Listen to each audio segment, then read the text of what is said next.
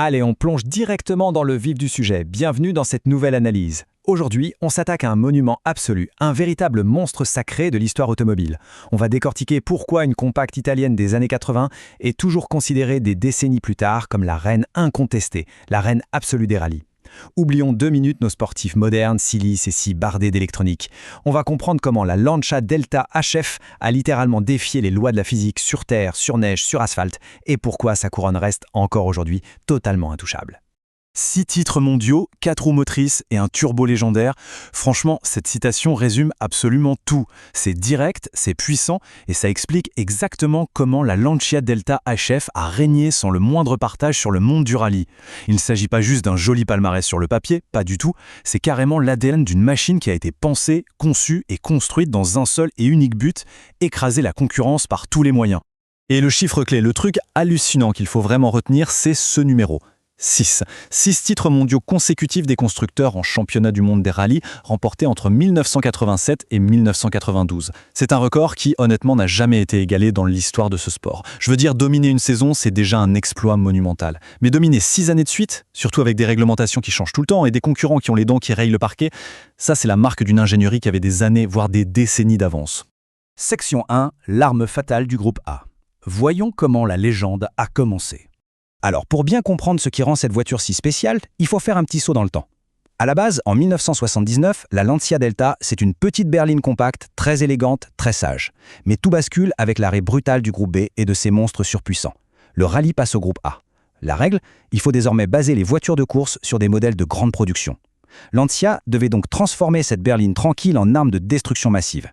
Et là où c'est fascinant, c'est la stratégie qu'ils ont choisie. En face, les concurrents misaient tout sur des voitures ultra légères à traction avant, on pense forcément à la Golf ou à la mythique 205 GTI. Lancia, eux, ont dit non. Ils ont pris le chemin complètement inverse. Ils ont opté pour la force brute, avec une machine beaucoup plus lourde, collée au sol par ses 4 roues motrices et surpuissante. Un véritable char d'assaut taillé pour la course. Section 2. Le cœur de la bête. Plongeons maintenant sous le capot. Et justement, comment cette force brute s'exprimait-elle techniquement ? Eh bien, si on regarde l'architecture de la HF intégrale 8 soupapes de 1987, on tombe nez à nez avec ce qui a terrorisé tous les chronomètres de l'époque. On a un moteur 4 cylindres de presque 2 litres, 1995 cm3 pour être exact, couplé à un bon gros turbo Garrett T3. Ce duo infernal, c'est ce qui va devenir la terreur absolue de toutes les spéciales de rallye à travers le monde. Mettons ces chiffres en perspective une petite seconde. On parle de 185 chevaux à 5300 tours par minute, avec une injection électronique Weber-Marelli. Alors oui, je sais ce qu'on va se dire, 185 chevaux aujourd'hui, ça fait à peine sourire une petite GTI moderne. Sauf qu'il faut regarder le poids sur la balance, à peine 1215 kg. C'est ce rapport poids-puissance exceptionnel associé à la transmission intégrale permanente qui a donné à l'intégrale son côté foudroyant.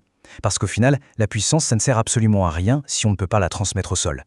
Et c'est précisément là que la magie Lancia opère, avec ce fameux système d'adhérence totale. Attention, on ne parle pas d'un simple système 4 roues motrices basique, c'était une vraie usine à gaz pour l'époque, une configuration hyper pointue. On avait un différentiel central de type Ferguson pour répartir l'effort entre l'avant et l'arrière, couplé à un différentiel arrière Torsen. Torsen, ça vient de Torque Sensing, la détection de couple. En gros, ce système génial lisait le terrain en temps réel et balançait instantanément la puissance à la roue qui avait le plus de grippe. Que ce soit sur une plaque de verglas, dans un bain de boue ou sur du goudron brûlant, la Delta s'agrippait au sol comme une sangsue. Mais bon, au-delà de la pure fiche technique, cette voiture c'est surtout un caractère. Un tempérament de feu qu'on résume souvent par le fameux coup de pied aux fesses à l'italienne. Il faut bien s'imaginer que les moteurs turbo des années 80, ça n'avait absolument rien à voir avec la douceur et la linéarité qu'on connaît sur nos voitures actuelles. Pas du tout. Dans le cockpit, on avait les yeux rivés sur le petit manomètre de pression du turbo, on écrase l'accélérateur, et là il ne se passe rien.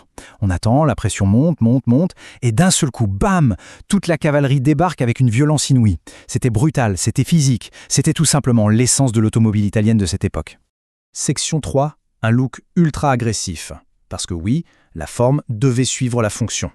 La mécanique était sauvage, c'est une certitude. Du coup, la carrosserie a dû s'adapter de force à ces exigences impitoyables de la course. Et chaque détail esthétique a en fait une vraie fonction. Prenez les ailes bombées hyper impressionnantes. Elles n'étaient pas là pour faire joli. Elles cachaient des voies élargies indispensables pour que la voiture ne s'envole pas à haute vitesse. La fameuse calandre avec ses 4 phares ronds, ça lui donnait ce regard perçant de prédateur. Sur le capot, on trouvait des extracteurs d'air pour essayer de dissiper la chaleur étouffante dégagée par le turbo. À l'intérieur, c'était le mix parfait entre l'ambiance spartiate du rallye et le luxe italien, avec ses superbes sièges baquets Recaro recouverts d'Alcantara. Et puis bon, c'est impossible de parler de la Delta sans mentionner cette livrée blanche légendaire, zébrée de bleu et de rouge, les couleurs Martini Racing qui sont aujourd'hui gravées dans la légende. Évidemment, pour rester le patron incontesté du rallye pendant si longues années, il a fallu muscler le jeu en permanence. Cette chronologie, c'est un peu l'histoire d'une mutation. On commence tout à gauche avec la phase 1, la HF4WD, qui était encore relativement discrète. Puis on passe à la phase 2, l'intégrale 8 soupapes, où les ailes commencent sérieusement à gonfler. Ensuite vient la phase 3, la 16 soupapes avec son fameux capot bombé. Elle respire beaucoup mieux et frappe encore plus fort. Et enfin, le Graal absolu, la phase 4, l'Evolutio que tous les passionnés appellent affectueusement la Deltona. Plus large, plus trapue, plus méchante, c'est l'aboutissement total et définitif du modèle. Section 4, l'ultime Youngtimer. Comment on perçoit ce mythe de nos jours ? Aujourd'hui, la poussière des grandes années de rallye est retombée depuis bien longtemps, mais la Lancia Delta FF a gagné un tout nouveau statut, celui d'icône absolue, de Youngtimer ultime. Alors oui, ne nous mentons pas, c'est une sacrée diva. C'est capricieux, c'est complexe à régler, ça demande énormément de patience et d'entretien. Mais la contrepartie, c'est une sensation de conduite pure, mécanique, brutale, totalement sans filtre. Un truc qui est devenu littéralement introuvable aujourd'hui. Ce qui nous amène à cette grande question pour conclure. Quand on voit cette exigence mécanique, cette communion totale avec la machine, est-ce que l'ère des véritables sensations automobiles ne s'est pas éteinte avec des légendes comme la Delta FF ? Ça remet les choses en perspective par rapport à nos véhicules ultra-modernes, redoutablement efficaces certes, mais peut-être un poil trop aseptisés. On va vous laisser méditer là-dessus. Merci d'avoir suivi ce décryptage et on se retrouve très vite pour une nouvelle année.